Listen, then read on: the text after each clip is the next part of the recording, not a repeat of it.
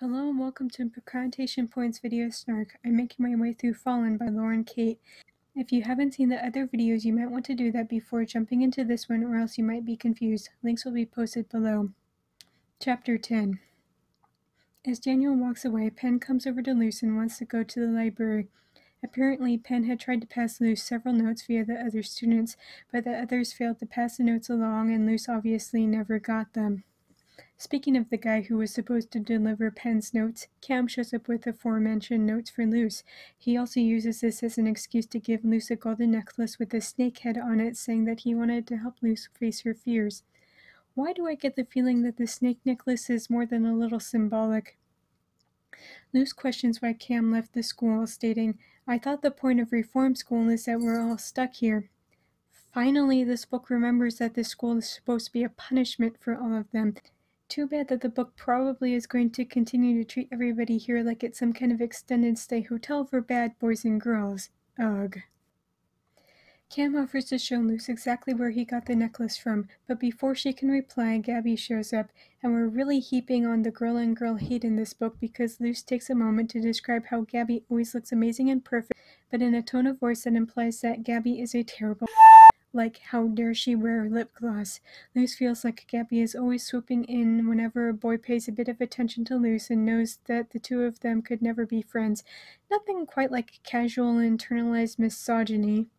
But anyway, now it's Gabby's turn to host a party, but Luce's low opinion of Gabby is hardly going to stop her from attending. As Luce is thinking about the party, she also contemplates Cam's offer. The couple who is always making out apparently got caught doing a vague something and are now facing an equally vague punishment somewhere on campus. The librarian teacher who normally stops the other students from gossiping does not stop the rumor mill in her lessons, and Luce feels like the school wants for the students to be afraid of breaking the rules, so the gossip is encouraged. But before Luce can say either way, Penn bets in and says that the two of them have other plans. She then drags Luce away from the room. Once outside, Penn tells Luce to read the note, so Luce unfolds it. It's a photocopy of some school files. One of them is recent, the most recent group of people who'd come into the school: Cam, Luce, Gabby, and Todd, who all came from the Northeast except for Todd, who came from Florida. The other group is Ariane, Daniel, and an unknown person named Mary Margaret, who came from California 3 years earlier. Penn explains that Mary Margaret is Molly's legal name, although Luce seems to think that it explains Molly's constant sour attitude. Penn goes on to explain that she'd found this in the boxes Miss Sophia, the librarian, had brought down in an earlier chapter. It seems like such a weird thing to the girls because all of their official student files have the dates which they enrolled at certain crafts, so why would Miss Sophia need to write this down? Furthermore, despite the fact that Luce started at the same time as Cam, Gabby, and Tosh, she doesn't really have all that much in common with them. Penn also mentioned that Ariane, Molly, and Daniel knew each other when they got to the school. She thinks that they came from the same halfway house in California. Penn thinks that it's weird that Miss Sophia would have written down the information like that, so that's why Penn made a copy of it. The second note Penn had tried to give Luce was a library book written by Juan D. Grigori. The subject is something called Watchers and Medieval Europe. Luce mentions that Daniel had said that his family were into history. However, there's no way that the guy's name has the same initial as Daniel is 100% coincidence. Who wants to bet that Daniel wrote it, he's immortal, and that Luce is some sort of reincarnation of his past loves? And I'm not saying that because that's the plot to the Immortal series. I'm saying this because evidence is starting to pile up in this direction. As the girls go to the library to try and find the book, Luce asks Penn about the necklace Cam had given her. Luce explains to Penn that she hates snakes. Penn says that she used to be scared of cactus, and then one year her dad gave her a bunch of them for her birthday so that she would get over her fear and hate of them. So Penn thinks that this is Cam's way of doing the same. She then teases Luce about being with two different guys, although Luce insists that it's not like that between her and Cam, and that there's nothing going on between her and Daniel to begin with. The girls get to the library where they briefly greet Miss Sophia. They then go to the stacks, which are supposed to be lit by motion sensor lights, only most of them don't work at all. Penn clings to Luce, although not like Luce is complaining. The only person they find back there is Todd, since they figure everybody else is at Gabby's party. They get to the section where the book should be, and Luce feels a sensation like something is running fingers down the back of her neck. She then sees a shadow hovering over Penn's head, and Luce is quick to try and shoo it away. She tells Pen that she thought she saw a bee. Pen is grateful since she's allergic to bee stings and it could have killed her. Luz feels weird about how she's been physically interacting with the shadows more and more here. Pen then realizes that the book isn't where it's supposed to be. No surprise there. Luz briefly mentions that maybe Todd took it, but then Pen leaves to go ask Miss Sophia if anybody's checked out any books since that afternoon when she last checked the library computer to see if the book was in. As Luz stands there by herself, she tries to think of who would have checked out an old book on religion. Nobody at the school seems like the type, but maybe Miss Sophia had taken it for her lecture earlier. Luz then begins to read one of the other books on angels when the fire alarm starts to go off. At her old school, they did fire drills all the time. Well, I'm pretty sure that it's required by law, but at her school, the alarm went off so much that not even the teachers paid any attention to them anymore. Luz is convinced that this is just another drill, but as she gets to the door, she starts to smell heavy smoke and it makes her cough. She cries out for Pen, and the smell of the smoke makes her flash back to the night that Trevor died. Todd shows up, but when Luz mentions the last place where Pen and Miss Sophia were, he agrees to go over there with her. But as they go into the stacks, the smoke starts to get worse, and getting closer to the ground doesn't help them. Luz feels all turned around, and the metal bookshelves are starting to feel overly hot to the touch. Todd says that they must have already left the library and that they need to leave too. They manage to make it out from the library via a well-lit emergency exit, but they're still inside. They take a moment to breathe, but as smoke starts to curl up from the door that they just left, Luz says that they have to keep moving. Todd then becomes a little non-responsive, so Luz has to drag him towards the door at the end of the hall where she can see trees. That's when the shadows appear. Todd starts to freak out by hitting the walls. Luz yells at him to run, but he's insanely out of it that even she knows that he can't. More shadows come and their feet literally leave the floor. However, Luz feels protected rather than threatened by them, like there's something around her that's preventing the shadows from hurting her. The next thing either of them know, they're at their second exit, the one leading outside the building. Luz tries to figure out what happened. She sees a shadow that weirdly reminds her of Daniel, even though she doesn't know why she's thinking that. And then a shadow slams into her and Luz tumbles down the stairs. Chapter 11. Luz wakes to Daniel carrying her, asking her if she's scared. She doesn't know why she'd be scared. She's also wearing a flowing white dress. Furthermore, she knows that there's a heavy scent of rain in the air, although both she and Daniel are dry, and that it's sunset. Both the mention of the sunset as well as what Luz is wearing is some indication that this is some sort of dream. Luz asks Daniel to stay with her. After he promises her forever, he kisses her, and it begins to rain. And then we get this. And then peered past Daniel's glowing face. Something was unfurling behind him. Wings, lustrous and iridescent, beating slowly, effortlessly, shining in the rain. I'm pretty certain that Daniel is literally just Lucifer. The book isn't exactly being subtle about it, is it? As I'd already guessed, all of this was a dream. Luz wakes up in a hospital with a lump on the back of her head. As Luz tries to get her bearings, she realizes that somebody is holding her hand.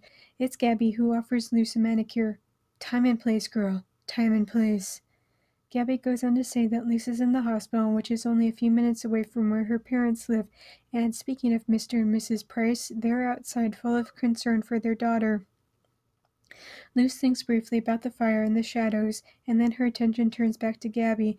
The other girl hasn't exactly been chummy with Luz, so now Luz is questioning Gabby's motivation towards suddenly playing nursemaid.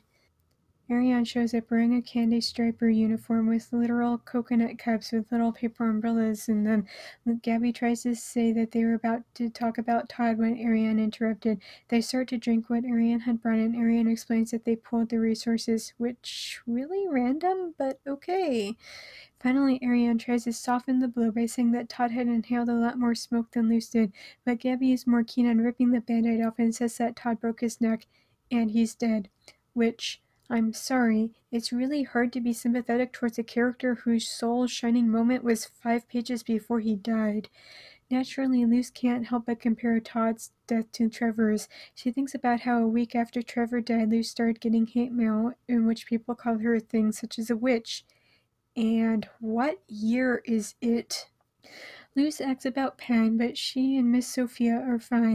They smelled the smoke and actually, left the building like reasonable people should do. Luce is just thankful for a tiny bit of good news. Speaking of Pen, she shows up with a balloon for her friend. She chides Gabby and Ariane for being so nonchalant in the face of the death of a classmate. And now that Pen has mentioned it, Luce has to agree that they are being awfully happy right now. Pen then explains what happened after she left Luce. She went up to the desk, but Miss Sophia didn't know where the book was, but she wanted to show Pen something else. As they stepped away from the desk, there was a sudden flash of light. Pen describes it along the lines of spontaneous combustion, but Miss Sophia is of the opinion that a loose wire in a lamp must have sparked something, and, well, it wasn't the library. Plenty of books to fuel the fire, but Pen says that the fire sprinklers eventually kicked on, so there wasn't nearly half as much damage as there could have been. Pen continues on and says some stuff about Todd. Randy contacted his parents and they're filing a lawsuit against the school. His body is being shipped back to Florida, and Pen and Daniel are putting together a school-wide memorial for him. Luce is surprised to hear that Daniel is helping with this, and then Pen says something even more surprising to Luce, that not only was Daniel the one who found them, but he carried Luce to safety. This prompts Luce to think about her dream and she begins to question it. And because this book doesn't know what the word subtle is, somebody knocks on the hospital room door just then. Gabby goes to speak with whoever it is as they don't come in. It's Daniel and he asks after Luce. And then they hear Randy grumbling that there are too many students at the hospital right now and she should have never allowed them all to come like this. Ariana and Pen have a few seconds to stash their drinks under the bed and give Luce a piece of gum to hide the scent of liquor on their breath before Randy comes into the room. She has flowers, which Luce says are her favorite, even though they aren't in season right now.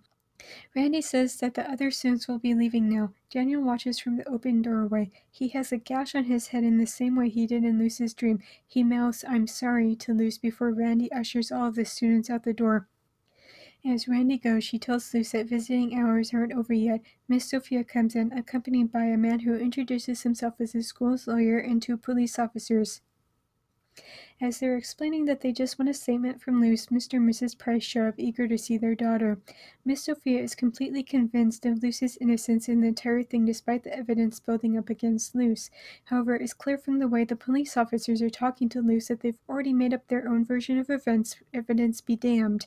Even evidence from the two other living witnesses, Miss Sophia and Pen. Luce explains about how she and Todd left the library. Even when she left out the shadows, it's easy enough to say that they were running so fast down the hall and that the stairs were so steep, it would have been easy enough to fall and break your neck. After the officers leave, although I'm certain this won't be the last we'll see of them, Luce looks to her parents. They say that Randy is going to take Luce back to the school, and the doctors say that she is fine, but her parents are acting like this is literally the last thing that either of them want right now. But that coming Saturday is Parents' Day, so they'll see Luce then. Luce is left alone and she examines the flowers. Not only are they out of season, but she knows that they don't take to the soil in Georgia. Furthermore, although she knows that they're peony, she doesn't recognize the subspecies of peony, although the smell is something familiar to her, and I'm sure that this is going to be relevant later too. Thanks for listening to my Book Snark on YouTube. Hit that subscribe button, turn on notifications, and be here next Monday. Don't forget to check out my other Video Snark series. If you're new here, then I also run a Tumblr where I post daily book snark. I also have a Patreon where I post early releases of my daily snark, but also bonus snark that isn't up anywhere else. Plus, all supporters get a big shout out. Thank you so much to Dawn and Phoebe for supporting me already. You can hear your name next week by joining my Patreon for $1 a month. However, since it is a recurring charge, I also accept PayPal and Ko-fi. Also, if you want to read some of the stuff that I've published and you can purchase my works on Amazon, I have 17 erotic short stories, 1 short story collection, and 1 full-length novel. Links for all of these things will be posted below.